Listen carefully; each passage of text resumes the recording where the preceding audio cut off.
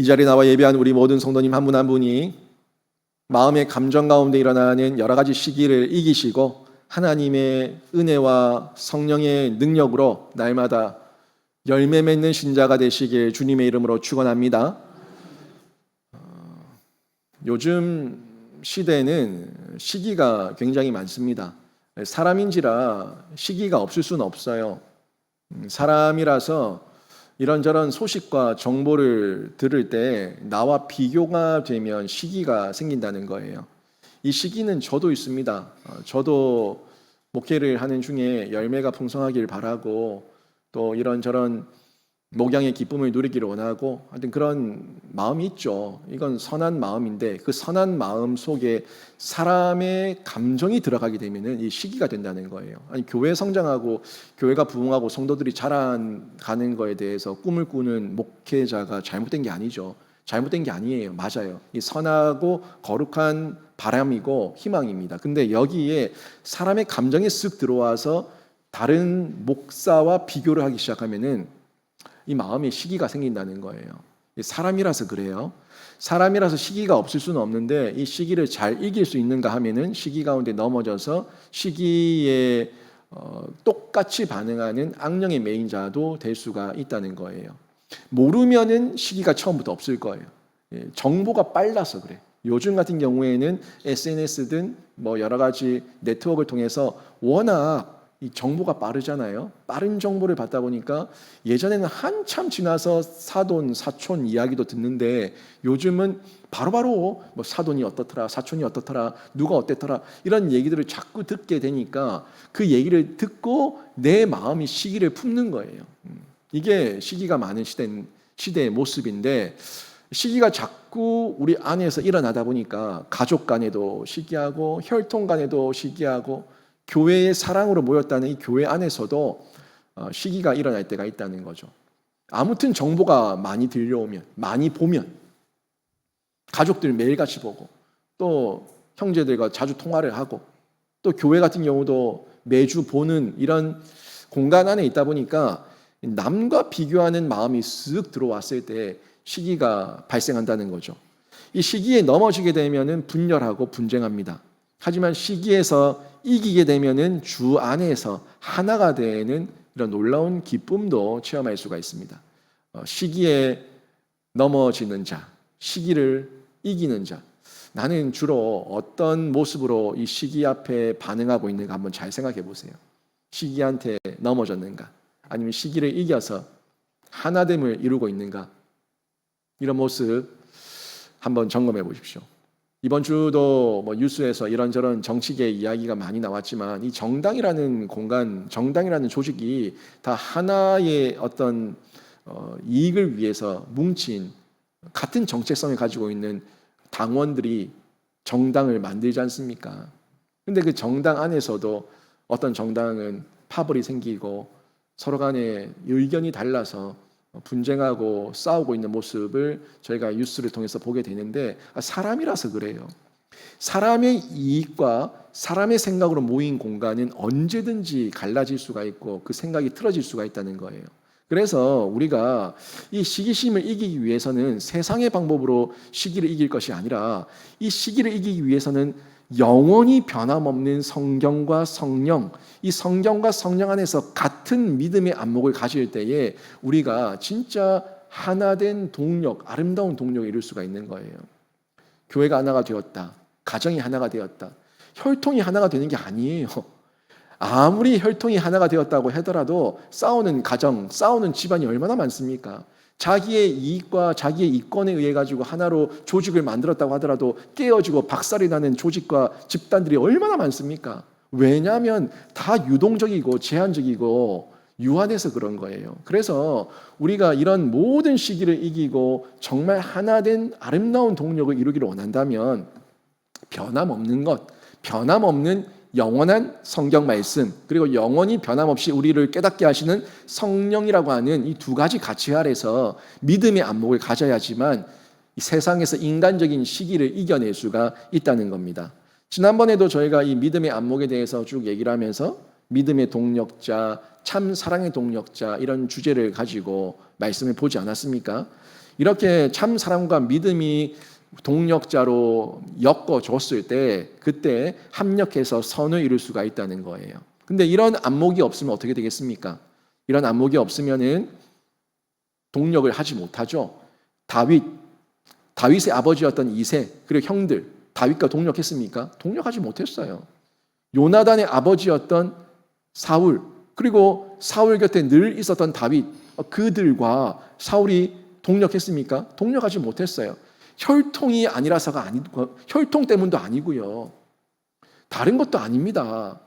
혈통 때문도 아니고 민족이 달라서도 아니고 나라가 달라서도 아니고 그들이 하나 되지 못한 거는 안목이 달라서예요.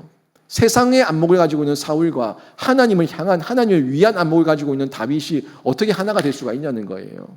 그렇지 못하니까 사울은 늘 끊임없이 요나단과 다윗 앞에서 이 열등감을 느끼는 거죠. 시기심을 가지는 거예요. 반복적으로 나타나고 있는 걸 볼 수가 있습니다. 자기 아들도 곁에 하나님께서 보내주신 동력자도 믿음의 안목이 없으니까 사울은 그 마음 가운데 끊임없이 독한 시기와 모함으로 스스로 지옥을 만들고 있는 거예요. 누가 지옥으로 밀어 넣은 게 아니라 자기 스스로가 지옥으로 들어간 거죠. 여러분, 누군가를 괴롭힐 때 내 마음에 악의를 가지고 못된 마음을 가지고 누군가를 괴롭힐 때 누군가를 괴롭히고 나서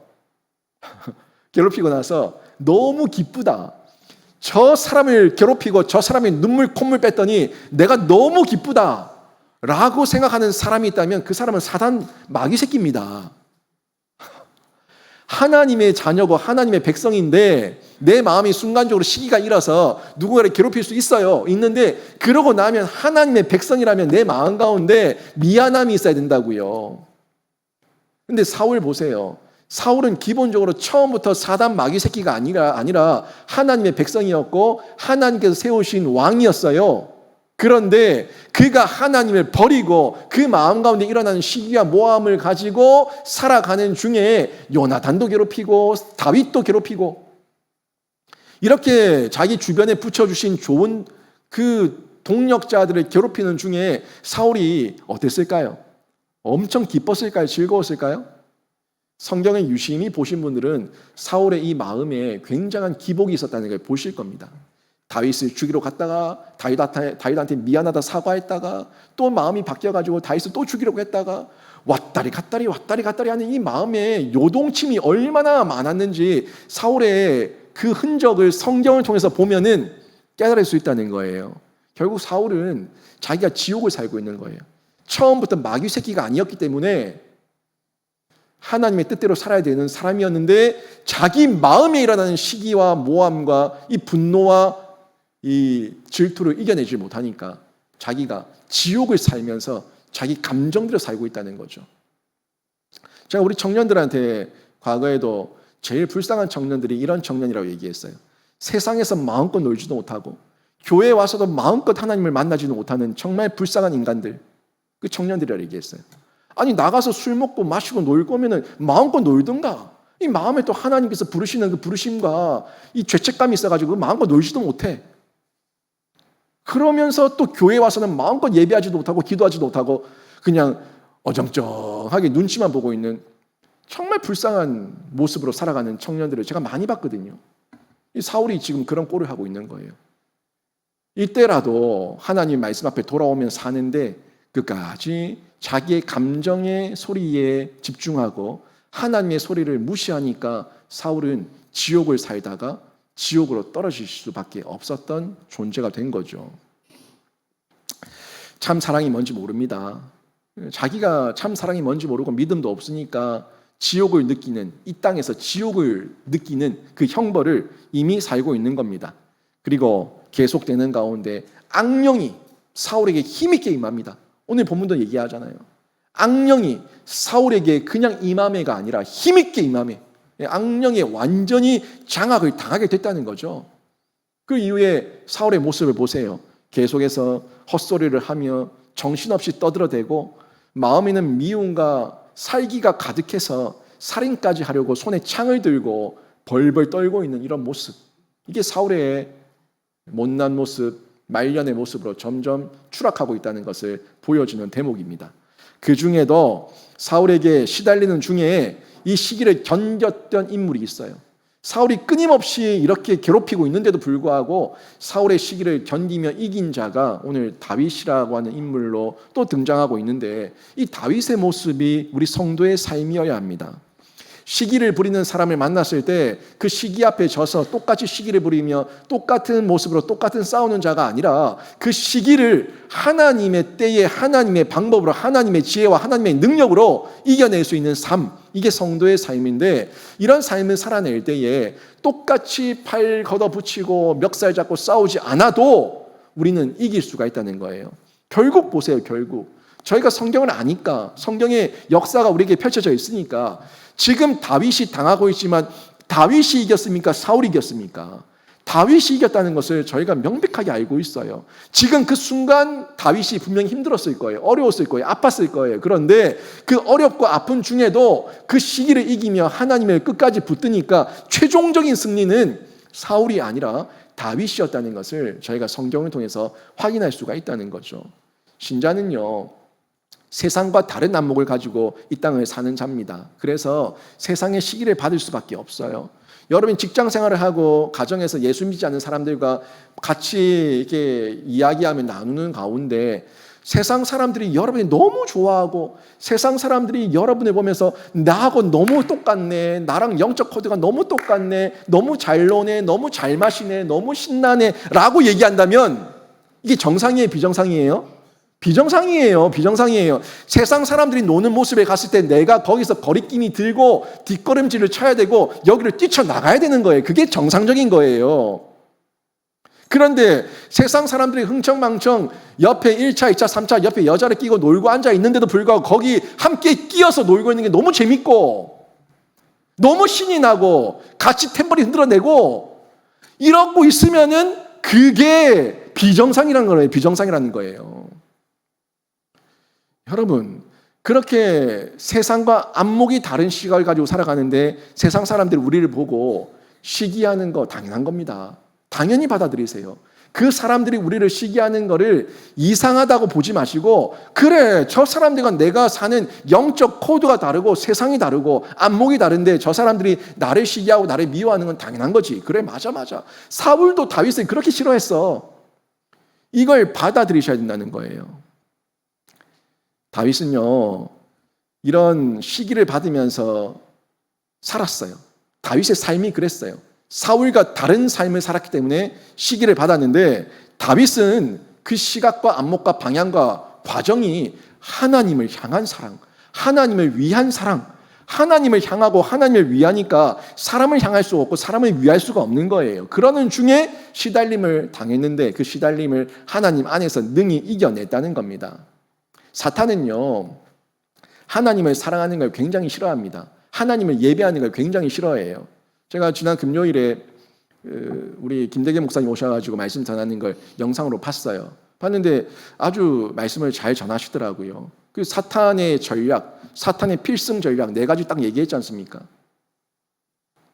이 땅에서 해라, 여기서 해라, 멀리 가지 마라, 너희 자녀들은 두고 가라, 너의 양과 소를 두고 가라. 이 바로가 이스라엘 민족을 내보내주기 싫어가지고 계속 그들을 걸고 넘어지기 위한 이 걸림돌을 만들었던 전략이었잖아요. 근데 여기 다 걸려 넘어지고 있다가 이 시대도 여전히 그 얘기를 김대계 목사님이 전했던 메시지죠. 그래서 사탄의 필승 전략을 우리가 신자의 필승 전략으로 이길 수 있다는 그 메시지를 전달했어요.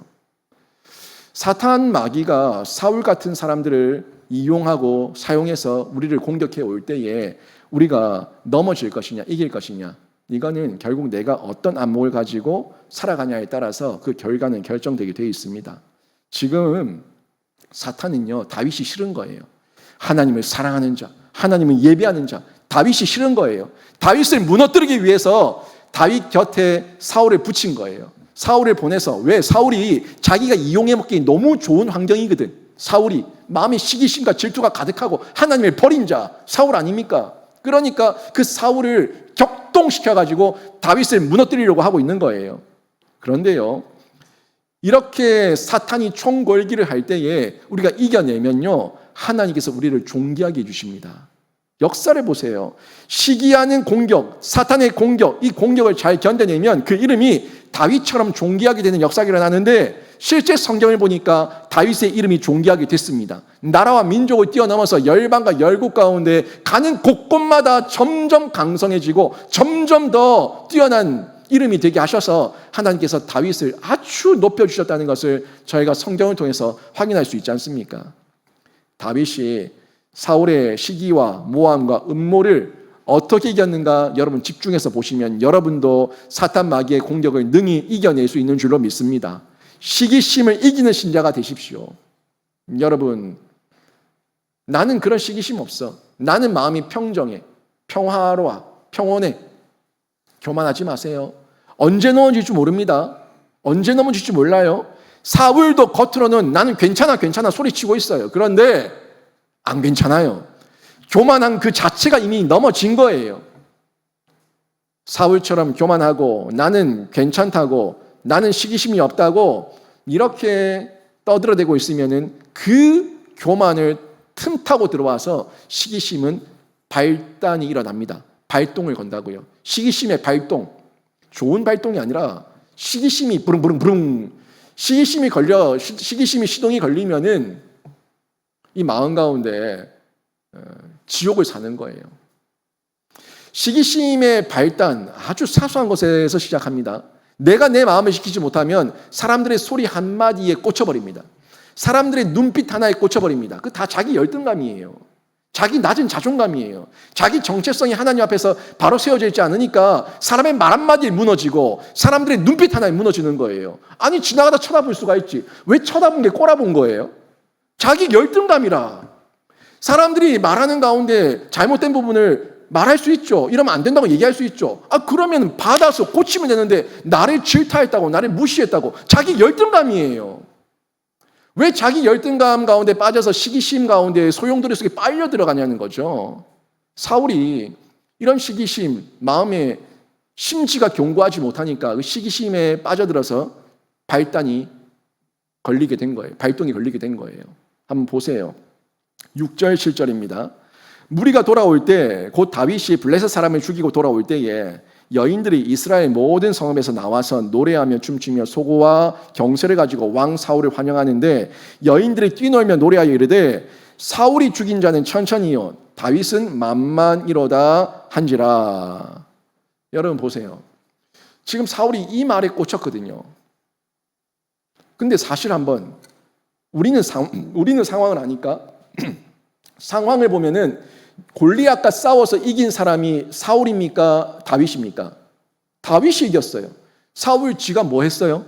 한 게 없어요. 사울은 전쟁터에서 자기가 나와서 골리앗을 꺾고 블레셋과의 전투에서 이기는데 자기가 그다지 한 게 없어요.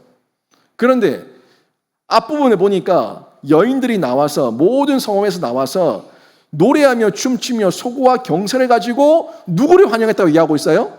사울 왕을 환영했다고 얘기하고 있습니다. 왕 사울을 환영했다고. 그러니까 지금 영광을 지가 받고 있어. 골리앗을 무너뜨린 사람은 다윗이고, 다윗이 이겨서 블레셋 사람을 공격할 수 있는 빌미를 만들었고 이스라엘 군대의 사기가 올라갔어요. 추격하게 된 거예요. 많은 이 수확물을 얻고 전쟁터에서 돌아오고 있는 길인데, 자기가 한 것도 없으면서 사람들이 왕이라는 이유 때문에 사울을 높이며 환영하면은 감사해야지. 그래. 내가 한 것도 없는데 이 다윗 때문에 내가 이렇게 큰 영광을 받는구나. 이렇게 큰 환영을 받는구나. 라며 기뻐하며 즐거워해야 되는데, 근데 그런 감사의 마음은 전혀 없고 마음에 시기심이 쑥 나오는 거예요.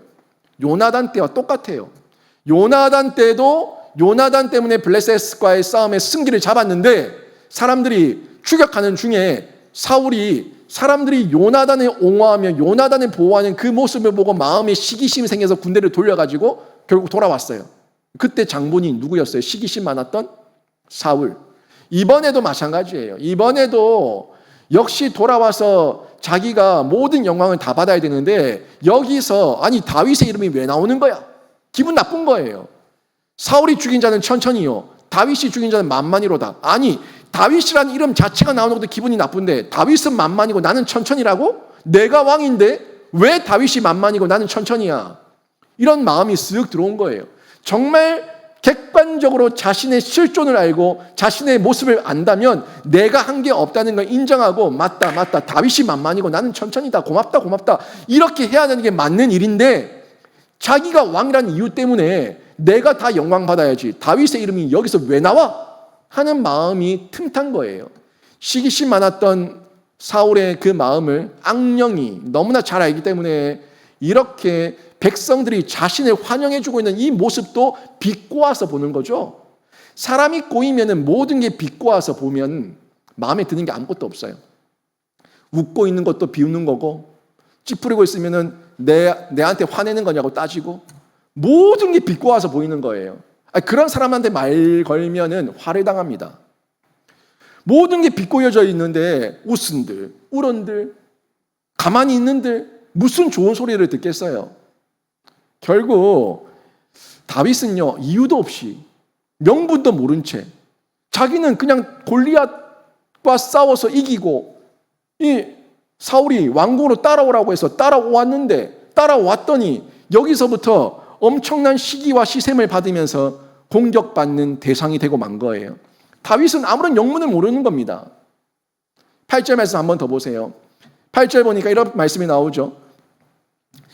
사울이 그 말에 불쾌하여 심히 노하여 이르되 다윗에게는 만만을 돌리고 내게는 천천만 돌리니 그가 더 얻을 것이 나라 말고 무엇이냐 하고.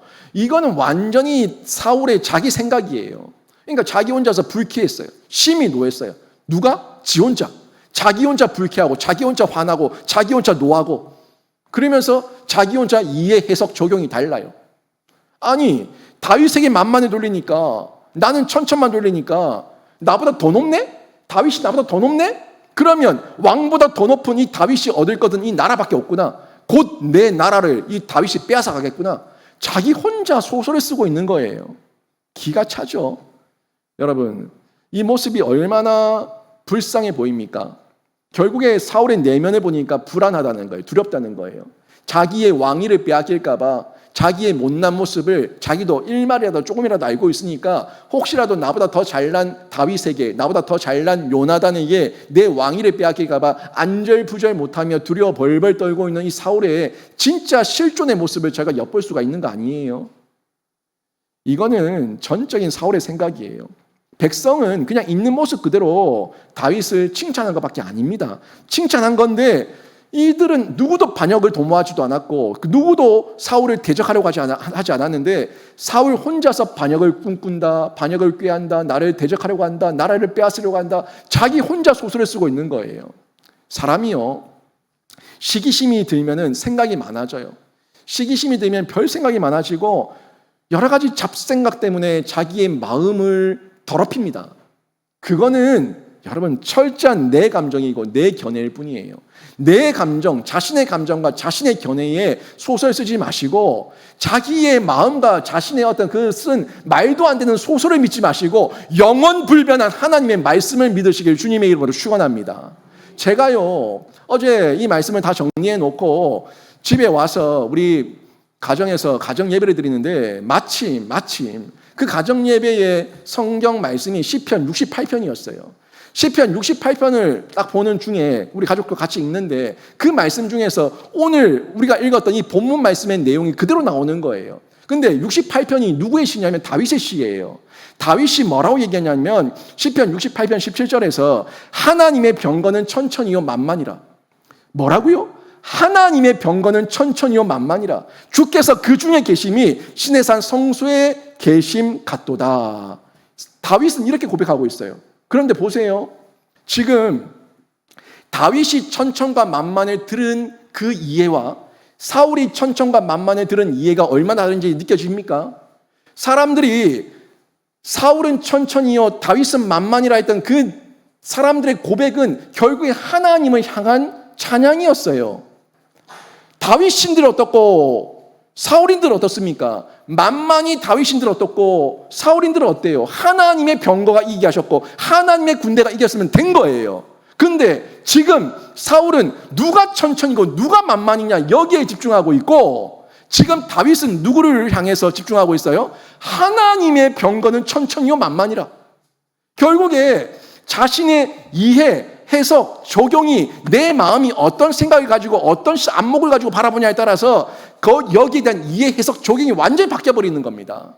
하나님을 향한 시각을 가지고 있었던 다윗에게는 하나님의 병거가 천천히고 만만이고, 사람에게 시각을 가지고 있었고 세상의 시각을 두고 있었던 이 사울은 누가 만만이냐 누가 천천히냐 이게 중요한 거예요. 아니, 심지어 사울이 자기가 만만이었다고 하더라도, 다윗이 천천히였다고 하더라도 거기에 대해서 자기가 유하게 온유하게 받아들였을까요? 아니야. 왜 천천은 왜 다윗에게 줘? 그 천천도 내 거야. 사울은 만만이요 사울은 천천이라. 이 얘기를 꿈꾸고 있었던 게 사울이에요. 자기의 욕심, 자기의 질투, 자기의 마음 따라, 자기 감정 따라 다 얻고 싶어하는 그 욕심, 그 안목, 내가 어떤 안목을 가지고 있냐에 따라서 하나님의 병거는 천천히요 만만히 될 수가 있고, 누가 만만이냐 누가 천천히냐 따져대며 자기 마음을 지옥으로 만들 수가 있다는 거예요. 시기심이 들 때 여러분 속에서 일어나는 모든 잡생각들은 진짜 잡생각입니다. 그 잡생각이 마음 뺏겨서 여러분이 영혼을 더럽히지 마시고, 영혼 불변한 하나님의 말씀 가운데서 여러분의 이해와 해석과 적용이 하나님의 병거는 천천히요 만만히요가 되는 은혜가 있기를 주님의 이름으로 축원합니다. 그때 시기를 이길 수가 있는 거예요. 근데 이걸 끊어내지 못하고 시기를 내버려 두고 방치해버리면 시기는 점점 성장합니다. 시기는 시기심이 싹 텄을 때 싹을 도려내야 되는 거예요. 암덩어리가 생기면 암덩어리를 초기에 발견해서 초기에 도려내야 되는 겁니다. 수술대 위에 눕고 의사에게 내 몸을 맡기고 메스로 암덩어리를 떨어내고 끌어내고 잘라내면은 다시 살아요. 그런데 그 암덩어리를 내버려 두면은 점점 내 온몸에 다 퍼져서 내 몸을 우리가 제어할 수가 없습니다. 영혼의 암덩어리 시기, 영혼의 암덩어리 질투, 영혼의 암덩어리 미움, 그 모든 악령이 꿈틀대기 좋은 환경에서 여러분이 벗어나셔야 되는데, 성령의 수술대 위에서 성령의 메스로 여러분 안에 있는 모든 시기, 미움, 질투, 이 시기심이 성장하지 않도록 도려내야 된다는 거예요. 사울은요, 지금 이걸 도려내지 못하고 자기 생각에 빠져서 두려워 떨고 있는 겁니다. 지금까지는 자기가 왕이고 내가 전쟁의 영웅인데 갑자기 등장한 요나단, 갑자기 등장한 다윗 때문에 사람들이 자꾸 요나단에 집중하고 다윗에 집중하면서, 심지어 이제는 다윗은 만만이고 나는 천천히라고 하니까 이 마음의 열등감 속에서 견디질 못하는 거예요. 자존심이 상하고 두려움이 생기는 겁니다. 여기서부터 사울은 자신의 이 시기심을 점점 폭발적으로 키워내기 시작하는 거예요. 폭발적으로 키워내서 더러운 죄와 악을 밥 먹듯이 행하면서 자기가 다윗을 심지어 죽이려고까지 덤비는 이런 짓을 하게 된 거예요. 9절 보세요. 9절 보니까 이런 말씀이 나옵니다. 그날 후로 사울이 다윗을 주목하였더라. 주목했다는 거예요. 한번 건수만 걸려봐라. 내가 네 한번 딱 지켜보는데 건수만 걸려봐라. 내가 가만히 두나 살려두나 봐라. 딱 이 마음이에요. 지금 사울이 다윗을 주목하는 이유는 다윗을 공격할 빌미를 찾기 위해서입니다. 사람이 상대방의 어떤 연약한 부분과 빌미를 찾아서 공격하려고 작정을 하고 덤비면 그거 이길 사람 누가 있어요? 아니, 검찰과 경찰이 한 사람 표적 수사해서 그 사람 털어내려고 하면은 건수 찾는 건 일도 아닙니다. 우리가 곁에 있는 사람, 그 사람의 흠집 찾아내려고 계속 24시간 눈동자처럼 이렇게 지켜보고 있으면은 그 사람의 건수 잡는 건 일도 아니에요. 여기서 자유할 사람이 누가 있어요? 여러분 저를 24시간 감시해 보세요. 저한테 건수가 없는가? 빌미 찾으면 너무너무 많아요. 당장 강대상을 끌어내려야 될 거야. 이렇게 못된 마음을 가지고 덤비면은 거기서 살아남을 사람이 누가 있냐고요. 다윗은요, 사울이 다윗을 집으로 간다는데 오래요. 왕궁에 살아래. 왕궁에 있으래. 왕궁에 곁에 두면서 뭐 한 거예요, 결국에? 네 한번 걸려봐라. 네 한번 걸리면 죽인다. 이런 심정으로 주목해서 보고 있으니까 얼마나 숨통이 메었겠습니까? 숨통이 졸렸겠어요.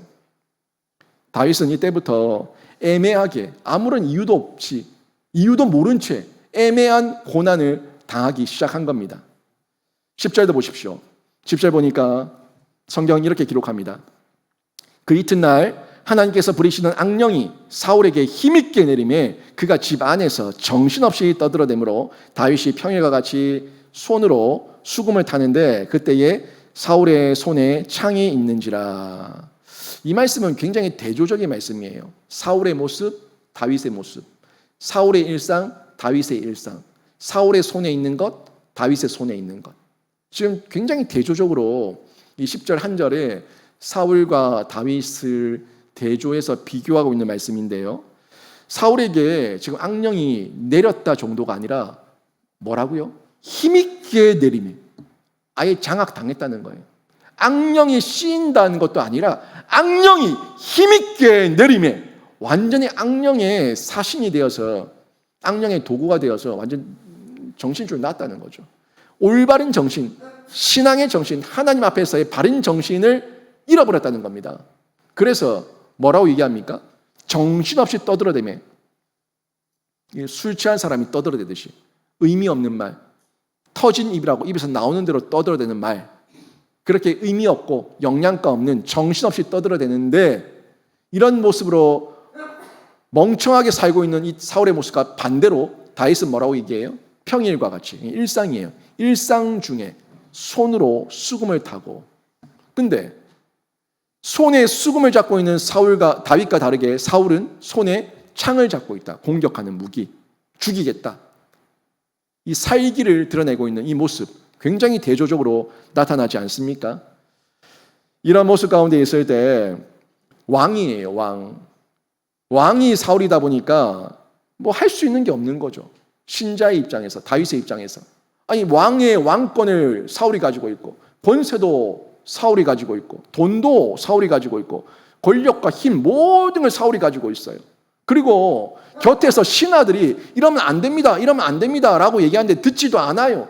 자기가 뭐라고 얘기해요? 나는 괜찮다, 나는 멀쩡하다, 놔라, 괜찮다. 아니, 왕이 놔라 얘기하니까, 왕이 괜찮다고 얘기하니까 곁에서 누구의 말을 듣겠습니까? 제어할 수 있는 사람이 없는 거예요. 그 사람, 그 왕을 제어할 수 있는 사람은 하나님밖에 없는데 하나님 말씀을 이미 버렸고, 하나님을 버린 자가 사람의 말을 듣겠습니까? 사람의 말도 안 듣는 거예요. 이런 모습 가운데 있을 때 지금 우리 성도가, 다윗이, 신자가 할 수 있는 일이 없는 거죠. 손 쓸 방도가 없는 겁니다. 기가 막힌 고난, 애매한 고난이 우리 상황 가운데도 펼쳐질 수 있다는 거예요. 시기심과 질투심으로 이 마음의 분노를 증폭시키며 어떻게든 예수 믿는 사람들을 공격하려고 덤비는 이런 악령의 모습을 우리도 일상 가운데 경험하게 되죠. 실제로 여러분이 예수 잘 믿겠다고 그 신앙을 가지며 직장 생활을 할 때에 공격을 당할 수 있습니다. 또 신앙생활 잘하겠다고 가정에서 신앙을 지키려고 할 때에 생각하지도 않았던 내 가족들에게 공격을 당하며 애매한 고난을 당할 때가 있다는 거예요. 이유는요, 나를 싫어해서가 아니에요. 나를 싫어해서가 아니라 내 안에 있는 성령을 싫어해서예요. 악령은 성령을 싫어합니다.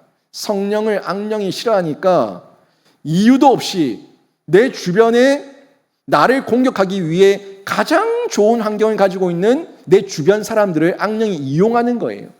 아니, 공격은 해야겠는데 나는 성령의 사람이니까, 성령이 나를 장악하고 있으니까 이 사람을 공격하기 위한 외적인 조건을 갖추고 있는 사람을 찾는 거죠. 내 배우자가 됩니다. 내 자녀가 됩니다. 내 가족들이 됩니다. 그래서 그 사람들의 속에 악령이 들어가서 그 사람들이 격동하고 그 사람들이 요동치게 하고 그 사람들을 괴롭히니까 그 사람들 때문에 신자가 괴롭힘을 당하는 거예요. 어려움을 당하는 거예요. 여러분, 가족을 동원해서 악령이 사울처럼 여러분 주변 가운데 나타날 수 있습니다. 악령이 골리앗처럼 여러분 주변 가운데 나타날 수 있습니다. 이런 상황 가운데 있을 때 여러분 지지 마시고 여러분은 하나님의 은혜와 하나님의 능력으로 하나님 안에서 성경과 성령 안에서 마음의 평온함과 평정심을 지키며 이기는 신자가 되시길 주님의 이름으로 축원합니다. 그럼 어떻게 이기냐고요? 어떻게?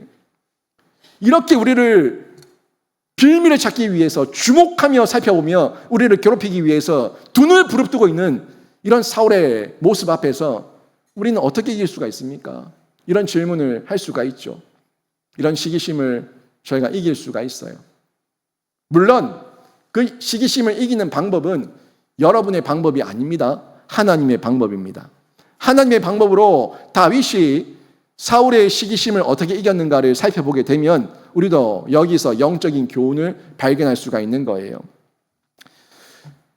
사울이 이렇게 미친 듯이 우리를 숨통을 쪼여오며 우리를 주목하며 죽일 빌미를 찾기 위해서 덤벼올 때 우리가 뭘 할 수가 있겠습니까?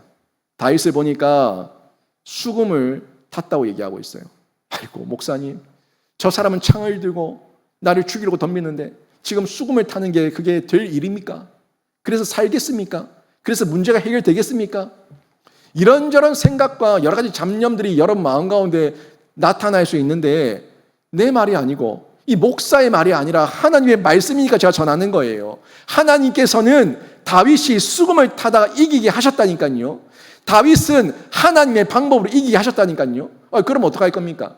그러면은 저 사람이 창 들고 딱 나타나서 나에게 창을 던지러 가면 우리는 뭐 쌍칼 들고 나가 싸울 거예요? 어떻게 하실 거예요? 여러분 어떻게 하실 거예요? 그러니까 똑같은 악령이 역사하기 좋은 환경을 내 마음을 만들지 말라는 거예요. 저 사람은 악령이 역사하기 좋은 환경이 되어서 저 사람이 창을 들고 나를 공격하기 위해 나타났다고 하더라도 나는 내 마음과 내 심령은 악령이 역사하기 좋은 그런 환경을 만들면 안 된다는 거죠. 지금 다윗은 자기가 할 수 있는 최고의 방법, 최선의 방법으로 수금을 타고 있는 겁니다. 보세요. 왕이라는 자가 세상 권세를 가지고 공권력을 가지고 자신을 죽이려고 덤비면 아니 하나님 말도 안 듣는 인간인데 사람 말을 듣겠습니까? 그리고 모든 권세와 힘과 돈은 지가 다 가지고 있는데 공권력을 자기가 다 가지고 있는데 아무런 힘도 없고 신하이고 또 소년인 다윗이 뭘 할 수가 있냐는 거예요. 아무리 자기가 골리앗을 쳐 죽였어도 백성들이 다윗은 만만이다 반만이다 소리를 쳐도 다윗 입장에서는 지금 당장 외형적으로 봤을 때 할 수 있는 게 없다니까요. 너무 연약해 보여요. 그런데 약하지 않아요. 다윗은 약하지 않아요. 껍데기로 봤을 때는 사울이 이긴 것 같고 사울이 모든 것을 다 가진 것 같고 다윗은 아무것도 아닌 것 같이 보였어도 결국에 이기는 건 사울이 아니라 다윗입니다. 다윗이 이겼다고요. 다윗이 하나님께서 승리하게 하셨다고요. 이게 과거의 역사고 성령의 역사고 성교의 역사고 로마 박해 시대의 역사예요. 아무리 교회를 없애고 믿는 자들을 죽이고 믿는 자들을 창과 칼로 전멸시키려고 했어도 결국에 그 세상 나라는 하나님 나라와 교회를 이기지 못했습니다. 그저 사울이 악령에게 발악하는 모습으로 끝난 것처럼 세상의 발악으로 끝나고 말았다는 겁니다. 지금 사울 보세요. 사울은 악령이 임한 자예요. 성경은 그것도 악령이 힘있게 임했다고 기록하고 있는데 다윗은 이걸 알고 있는 거죠. 지금 내가 싸울 대상은 저 사울 속에 있는 악령이지 사울 자체가 아니다. 이걸 알고 있는 거예요. 그러니까 사울 앞에서 사울을 공격하기 위해 칼을 빼어드는 그런 다윗이 아니라 사울 속에 있는 악령, 이 악령을 쫓아내고 악령을 다스리고 악령을 점령하기 위해서 수금을 타며 하나님 앞에서 감사하며 찬양을 하고 있는 겁니다. 이것이 지금 다윗이 할 수 있는 최고의 방어였어요. 하나님의 도우심을 간구하는 방법이었어요. 여러분, 악령에게 매인 사람들, 여러분 주변 사람들, 여러분 가족들이 발악할 때가 있는데요. 그들과 함께 창을 손에 쥐지 마시고 그들과 함께 칼을 빼어들지 마시고 그들과 함께 발악하지 마십시오. 두 사람 중에 한 사람은 성령의 사람이어야지 수금을 켜며 악령 메인 자를 다스릴 거 아닙니까? 똑같이 둘 다 악령이 역사하기 좋은 환경이 되어서 한 명은 창을 빼어들고 한 명은 칼을 빼어들고 서로 네 죽고 내 죽자 하며 싸우면은 결국 둘 다 죽는 거예요. 아무도 승자는 없습니다. 둘 다 사단 마귀의 메인자고 악령의 메인자고 노예된 자고 종된 자예요. 그 누구도 승자는 없습니다. 하지만 그 중에서 한 명이 성령 안에서 끝까지 정신을 차리고 감사하며 찬양하며 하나님께 모든 영광 올려드리면 하나님께서 그 한 사람, 다윗과 같은 그 한 사람을 통해서 사울의 발악을 잠재우시고 악령의 역사를 점령하셔서 제압하셔서 다시금 이기게 하시는 줄로 믿습니다. 이게 우리가 이번 명절을 맞이할 때의 자세예요. 이번 명절을 맞이하고 여러분이 일상을 살아갈 때에 자세여야 된다는 거예요. 똑같이 발악하지 마시고 똑같이 칼 잡지 마시고 창 잡지 마시고 하나님의 방법으로 하나님의 때에 싸워야 될 대상을 정확하게 분별하셔서 그 속에 있는 악령과 대적할 수 있는 용기가 여러분에게 있기를 주님의 이름으로 축원합니다. 여러분, 제가 참 그래요. 제가 제 자신을 볼 때 그래요. 여러분, 저하고 결혼해 산다면 저랑 살겠습니까? 제 같은 사람이 여러분의 자녀라면 여러분 저를 감당하시겠습니까? 저 굉장히 까칠한 사람이거든요. 까다로운 사람이에요. 손이 많이 가는 사람이에요. 제가 그래요. 저는 제 자신을 알아요. 그런데 제가 19년 동안 제 아내와 함께 살면서 제 삶을 돌아보고 제 신앙의 여정과 제 목회의 여정을 가만히 돌아보면은 제가 제 아내한테 뭘 그렇게 잘해줬겠습니까? 뭐 부귀영화를 줬겠습니까? 아니면 엄청나게 뭐 사랑꾼이 돼서 그렇게 옆에서 제 아내를 보필했겠습니까? 뭘 그렇게 했겠어요? 근데 제가 가만히 돌아보면은 저는 19년 동안 봤을 때 제 아내 곁에 있는 사울이었어요. 제가 사울이었고 제 아내는 다윗이었어요. 제가 발악할 때 저희 아내는 곁에서 수금 켜고 있었죠. 제가 발악하면 제가 손에 창을 쥐고 있을 때 저희 아내는 한 번도 창을 잡은 적도 없고 칼을 잡은 적도 없고 수금을 잡고 저를 위해서 수금을 켜줬어요. 그게 저를 여기까지 오게 한 하나님의 방법이었고 하나님의 역사였어요. 그래서 이걸 제가 체험하는 거죠. 그러면 정작 아내를 향한 감사의 제목을 100개, 1000개 적으면 제가 적어야죠. 100개, 1000개 적으면 제가 적어야 되는데 제 아내가 이 MIP 기도 모임 때에 자기 남편, 자기 배우자에 대한 기도 제목 100가지를 적는 거를 함께 했다고 그러더라고요. 저는 읽지는 못했어요. 100개를 다 적었대요. 읽지는 못했는데 보여달라고 그러니까 교만해질까 봐 보여줄 수 없대요. 그래서 저는 읽지는 못했어요. 읽지 못했는데 제 아내의 간증이에요. 제 아내의 간증이 뭐라고 얘기하냐면 남편을 생각하면서 그 남편, 그 사울 같았던 남편, 그 발악하고 소리치고 그 까다로운 남편, 이 까다로운 남편을 생각하며 그 100가지의 제목을, 감사의 제목을 쭉 적었는데 그 제목을 적고 나니까 자기는 이 세상에서 더 이상 이룰 게 없대요. 모든 걸 다 이뤘대요.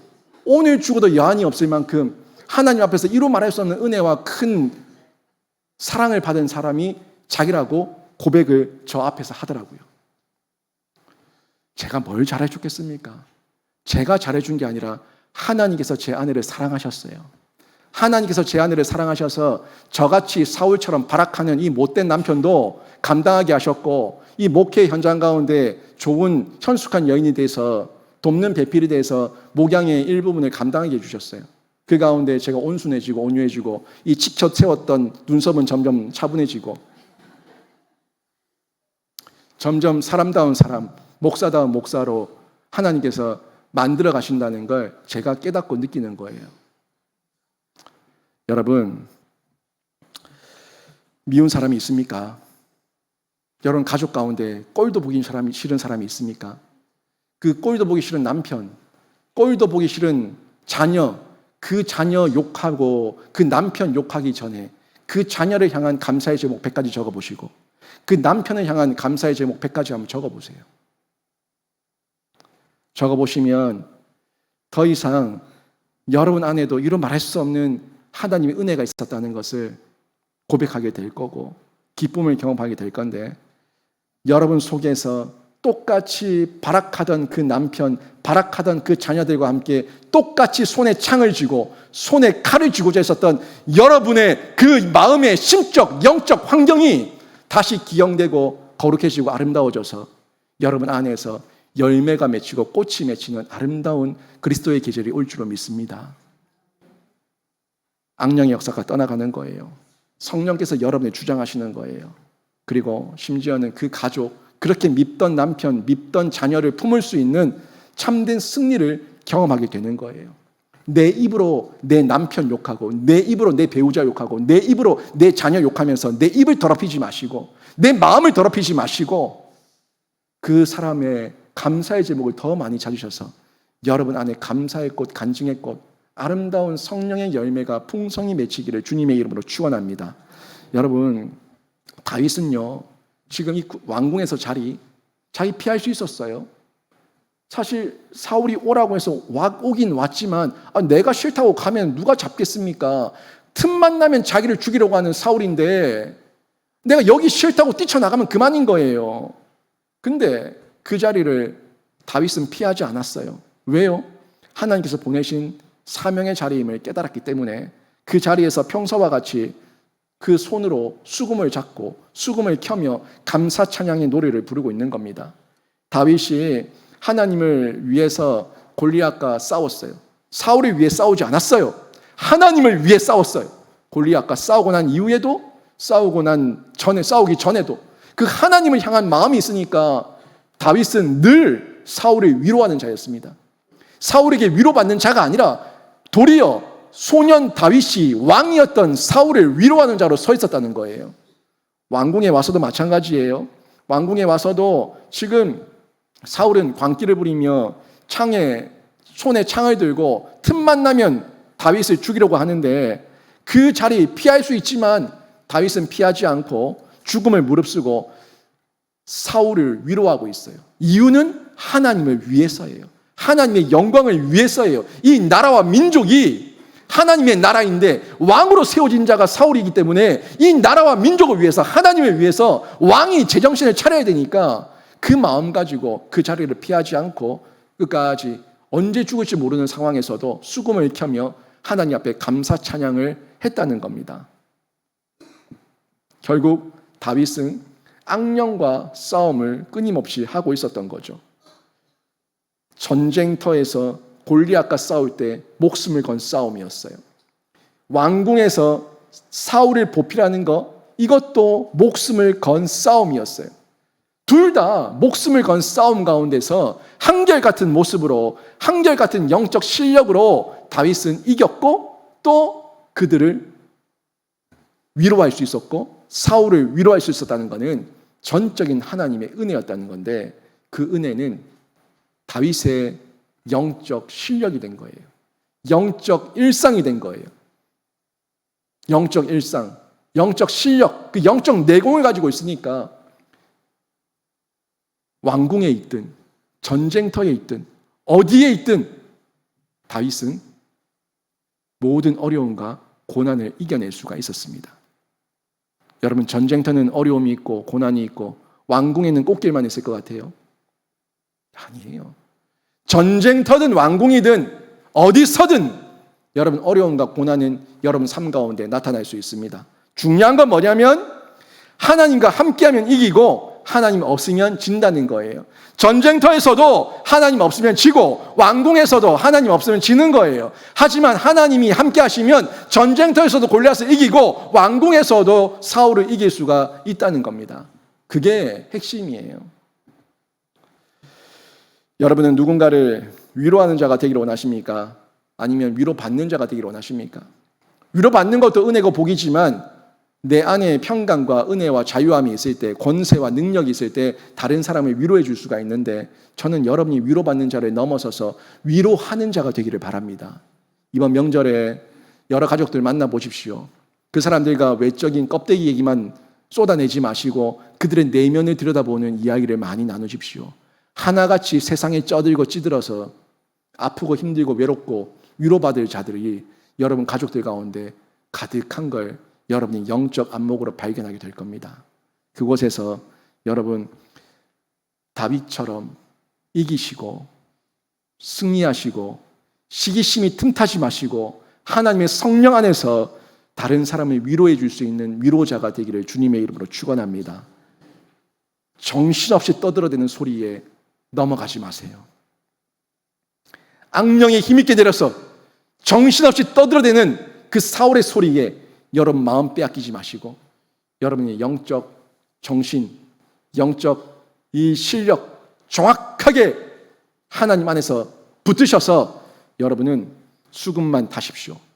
수금을 타시고 그곳에서 하나님 자랑하시고 예수 자랑하시고 교회 자랑하시고 십자가 자랑하셔서 여러분이 다른 안목으로 살고 있고 여러분 안에 그 세상에 빼앗을 수 없는 평강과 자유함과 기쁨이 있다는 것을 여러분이 보여줄 수 있는 신자가 되시길 주님의 이름으로 축원합니다. 오늘 말씀 정리합니다. 시기심을 유발하는 세상의 소리들은 참 많습니다. 그 세상의 소리를 귀에 담지 마시고 여러분은 하나님의 찬양으로 바꾸셔서 하나님만 높여드리는 찬양의 고백으로 나아가시길 바라고요. 여러분 속에 여러 가지 갈등 중에 시기심이 성장하는 그런 유혹과 미혹이 있을 때 이걸 주목하지 마시고 하나님 앞에서 뛰어들어서 신앙의 성숙으로 바꿔가시길 바랍니다. 시기심을 당했을 때 시기심을 표현하고 싶은 마음의 갈등, 여러 가지 상황, 감정적 표출 이거를 똑같이 하지 마시고 여러분 감사의 고백으로 바꾸시고 이기셔서 다윗처럼 어떤 경우에도 하나님만 더 의지하시고 하나님만 더 사랑하는 신자가 되셔서 이번 명절이 여러분에게 간증의 고백이 되고 감사의 고백이 있는 명절 연휴가 되기를 주님의 이름으로 축원합니다. 아멘.